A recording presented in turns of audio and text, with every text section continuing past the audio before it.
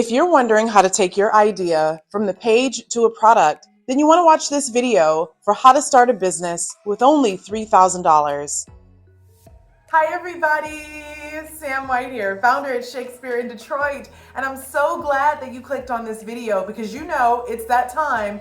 It's time for you to begin that business that's been on your vision board, on your to-do list, in your journal for how long now? Well, it's time to start, and I'm excited to share these tips with everybody because there's going to be some content, some news, some information, some inspiration for anybody who clicks on this video. However, I do want to note that this particular video is for someone who is starting with $0. So while the title says $3,000, I'm actually going to tell you how to get the $3,000 and then start. So for those of us who've started businesses or nonprofits or started products or began efforts with very little liquid assets, this is the video for you. Now, you may know some people who started a business, but they already sort of had experience with business before. Well, this video is for the person who does not. Literally, if you're starting with $0, I'm gonna share with you how I raised $3,000 when I started Shakespeare in Detroit. But again, for anyone who clicks on this video, you're gonna find some inspiration or some information or context or content or news or something that really motivates you. I hope. That's the intention anyway. So stay tuned for those tips on how to start a business with $3,000. So fun fact, when I started Shakespeare in Detroit, I was working a 9 to 5. I have a degree in journalism.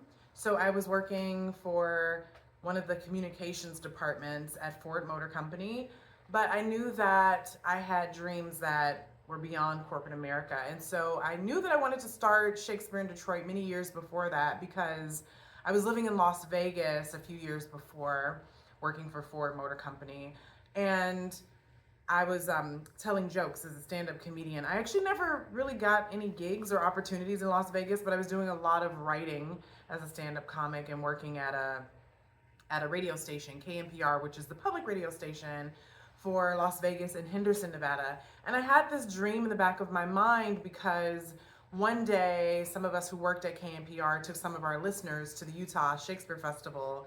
And I looked around and I thought, oh my goodness, this is such a cool thing that they're doing here in Cedar City, Utah. And they're doing this in the middle of the desert. So surely we can do this in Detroit, where we have so many parks and so many historic spaces and cool places where you could do Shakespeare, but no one had done it yet.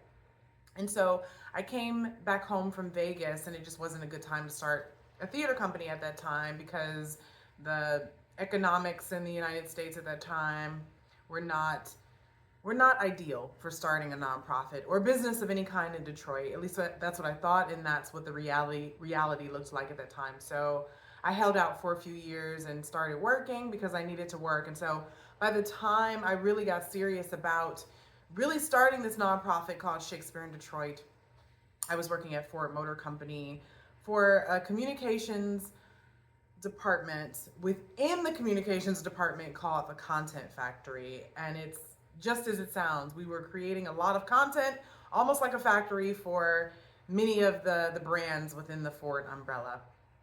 But I always had this idea in the back of my head, and eventually knew that I would start Shakespeare in Detroit. And so I went to a place called Tech Town, which is an incubator for tech entrepreneurs. I did that intentionally in 2012 because I wanted to surround myself with people, frankly, who were not in the theater business, because I thought, you know, tech is really on the upswing these days, and I want to see how startups outside of my comfort zone are getting started, how they're beginning their businesses, how they're beginning their companies. And I found it really fruitful to be a part of a really interesting cohort. I can't think of the name of the cohort right now in Tech Town, but this was in 2012. And I built a business plan and a feasibility plan for Shakespeare in Detroit in that incubator. And so these ideas that I'm sharing, by the way, are not just for a nonprofit, they're for any business. And these are really practical steps. So we're not really getting into the nuance today. These are just general offerings and ideas, advice, and practical tips to help anyone who really needs to take those first steps to get their business started. And for me, I'm a regular, girl.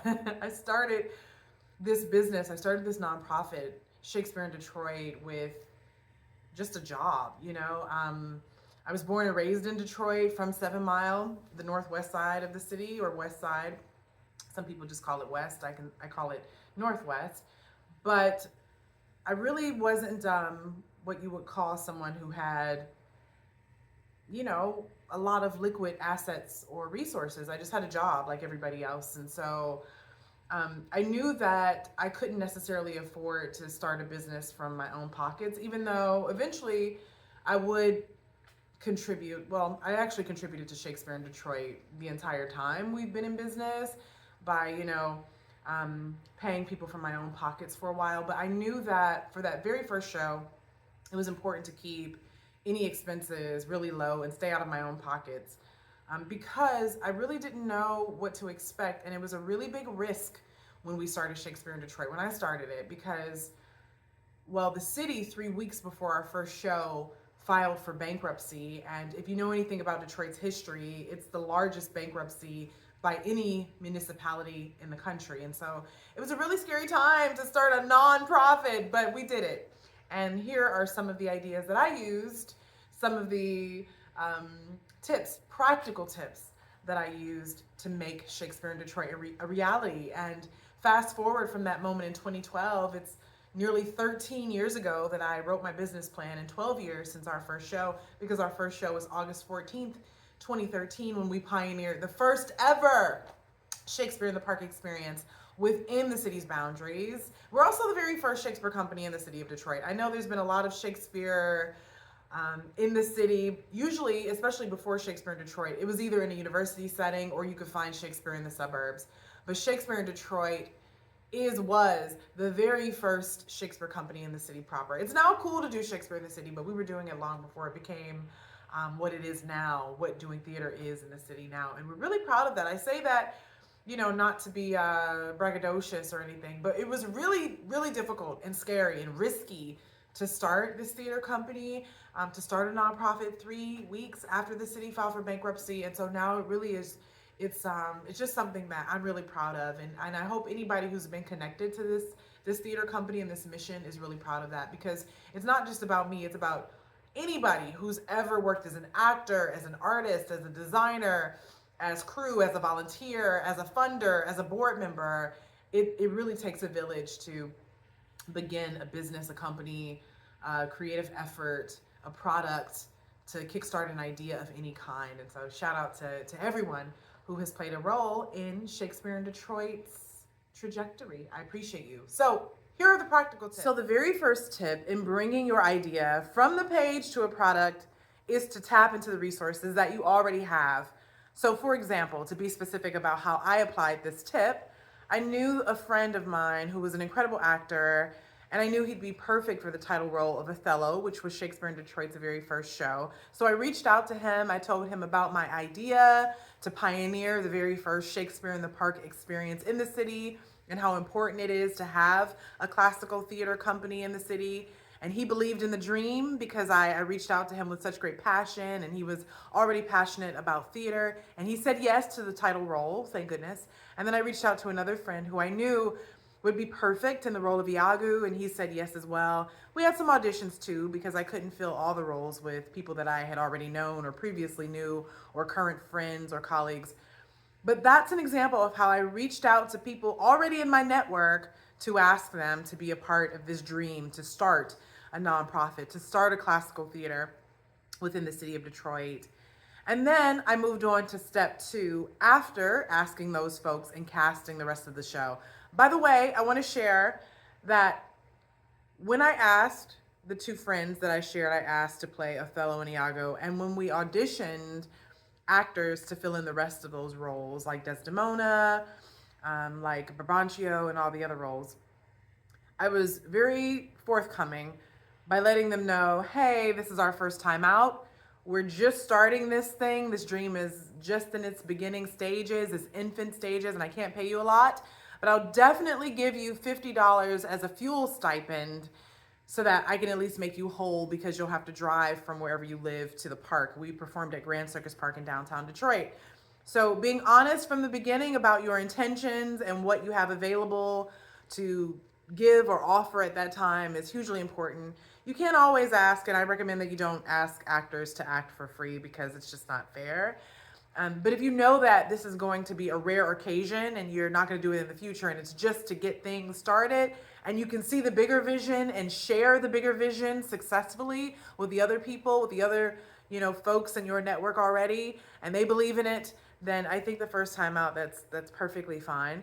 At least that's how it happened in our beginning stages at Shakespeare in Detroit. And please note, that's no longer the case. We actually pay a really competitive price now.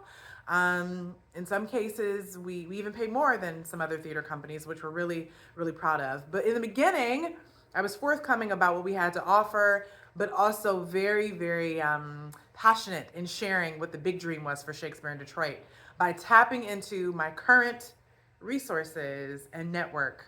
And that's how we began. And that's how I recommend whatever you're beginning, I recommend that you tap into those resources that you already have. I mean, think about who you already know. And you might be thinking or saying, listen, Sam, I don't know anybody I'm starting a business. It has nothing to do with theater. It's totally different from what you started. I'm starting a t-shirt business and I don't know anyone who can help me put my cool logo on the t-shirts that I'm trying to sell or the product that I'm trying to make. And what I would say to that is, yeah, you don't know people who can do that specific thing, but who do you know? Because most of us have social media. Who do you know who might know someone else, And if you say, I don't know anyone right off the top of my head, then that's when you go, I'm going to write a post on Facebook, on Instagram. I'm going to create a video for TikTok. I'm going to create a reel and I'm going to say, hey, everybody out there, my name is fill in the blank. And I have this really amazing idea. I want to start a fill in the blank company. And I don't really have anybody at top of mind who I know who can really help me with fill in the blank, this thing that I need to really get things started. So if you can leave in the comments or send me a private message about somebody you know who can really help with whatever this fill in the blank thing is, then let me know. And I guarantee you, because people, whether they like your content or not, they are watching, someone will say, actually, I know this person and I think they might be a good resource for you. So being innovative, not being shy, not being afraid to ask, not being afraid to tap into your current resources, not being afraid to put yourself out there is the very first step in bringing your dream to life. The next step in bringing your idea from the page to a product is step number 2, and that is creating an elevator pitch for your idea. And what is an elevator pitch? Well, it means an explanation that takes the amount of time it takes to be on an elevator with someone. You want to be able to explain your idea in 30 seconds or less. 45 seconds is even okay. But you want to make sure that it's a short explanation on your business. The what, the where, the when, the how, and most importantly, the why, because you want to be able to share with people, anyone who asks, specifically funders or people who can financially support your product. You want to be able to explain why you're doing this, and why this product, this event, this company, this business is going to make the life, or the lives rather, of other people better, right? Because no matter what you're doing, a nonprofit, a company, a business, an idea, a product, an event, it needs to invigorate, empower, support, and lift up someone, not just ourselves, but other people in our community. So make sure you have that elevator pitch. And that's step number 2. And step number 2 leads us to step number 3, which is to crowdfund or earn a sponsorship. So to be specific about how I applied this practical tip, at Shakespeare in Detroit, it took me about a year from my time in Techtown in 2012 to 2013 to find an organization that could give us $3,000 for our very first performance, which again was Othello at Grand Circus Park. So we earned a sponsorship. $3,000 is a small sponsorship, but nonetheless, it was a sponsorship, right? And it really helped us to bring Othello to the park for people to see. And by the way, the show was completely free because, as I shared previously in this video, I did let the actors know. I was transparent and let them know that they would be doing some volunteering, right, for Shakespeare in Detroit. Rehearsals would be voluntary and the performance would be voluntary, but they would get a $50 stipend. Again, that's something we did only for the very first show. But you want to have a pitch so that you can, an elevator pitch, a short pitch, so that you can earn a sponsorship. And your sponsorship can come from any local business or organization that aligns with whatever your mission is. And so we knew that the sponsor that we earned for our work in the park was very interested in invigorating and reimagining the parks in Detroit, because the parks for a long time had been neglected and they wanted to bring life into those parks. And so I knew that having a Shakespeare in the Park experience would do just that. So their mission aligned with ours, and I reached out to them. So what business, what partner can you find, can you identify? And I mean, there's Google, right? So you can Google and search for missions or corporations or partnerships or people out there who want to do the same kind of work that you want to do, and figure out if that's a great sponsorship and funding opportunity for you. There's also crowdsourcing. There used to be, back when I started Shakespeare in Detroit, we had a Kickstarter once or twice, and then we also had an Indiegogo campaign along the road of Shakespeare in Detroit's, producing works in the city of Detroit. And I think, yeah, Kickstarter and Indiegogo, they're still very much out there. I know a lot of people use GoFundMe for a lot of reasons. I would say that you could use any of those platforms, but you could also just create a PayPal account for yourself and send it to your friends via text and say, hey, everybody, again, tapping into that network, I'm starting, fill in the blank, this sort of business, and I really need your support. And if 50 of you all give me $10, that's $500 to begin to bring your product from the page to reality, right? And so do it. Create the elevator pitch. You could even put the elevator pitch, have an even shorter pitch for the text message that you send out with your PayPal link, right? And send it to the people that you already know. Send it in an email to people that you already know, friends, family, colleagues. If you're working a 9 to 5 like I was working, you could totally tell your colleagues that you're starting a business, a small business.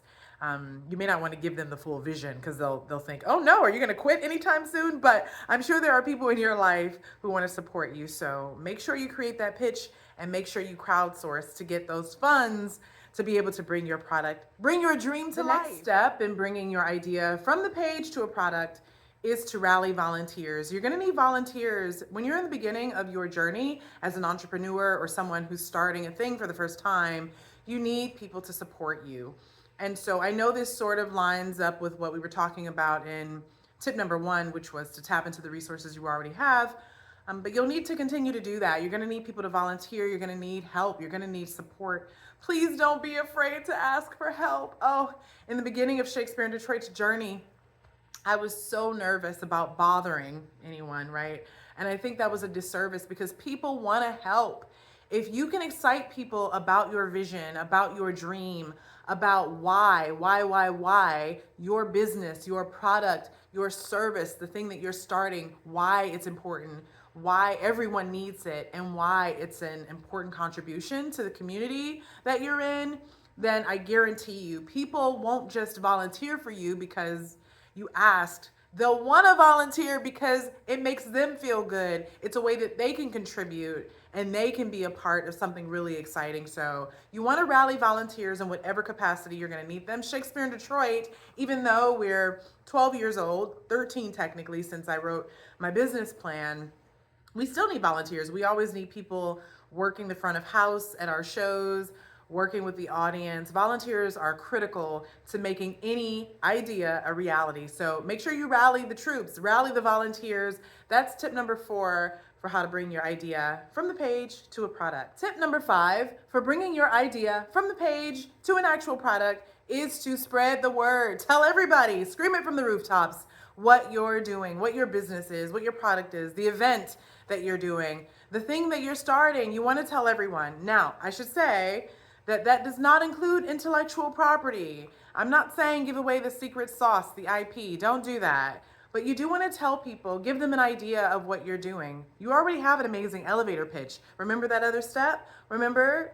So you want to take that and you want to be able to translate that to social media if you're comfortable with social media, or a blog or whatever platform suits you and the thing that you're working on best. You want to be able to tell people what you're doing so that they can support and become a client, a patron, an audience member. You want to be able to tell people about this exciting endeavor that's underway so that they can support you, so that they can empower you, so that you can share ideas and energy. It's important that you tell people. So make sure that you spread the word about that thing, that amazing thing that you're doing, and tell everybody. Tell it, scream it from the rooftops, because I'm telling you, I promise you, there are people out there who want to support the amazing thing that you're creating for our world, for our community. The final step for how to bring your idea from the page to a product is to activate and execute the idea. Make it happen. You've already tapped into your current resources. You've created your elevator pitch. You earned a sponsorship, or you crowdsourced to raise some funds. You've rallied volunteers and you've spread the word. So now it's time to make it a reality. And those are 6 practical tips to getting that idea off your vision board, out of your journal, and off your to-do list, and making it into a reality. And while dreams never expire, this is the year to do it. And I know you can. I know you can. Thank you so much for checking out this video, for tuning in to Shakespeare in Detroit's YouTube channel if you haven't already. Make sure that you subscribe so that you don't miss any content coming from your favorite classical theater right here in the city of Detroit. Shakespeare in Detroit. I'll see you soon. Bye.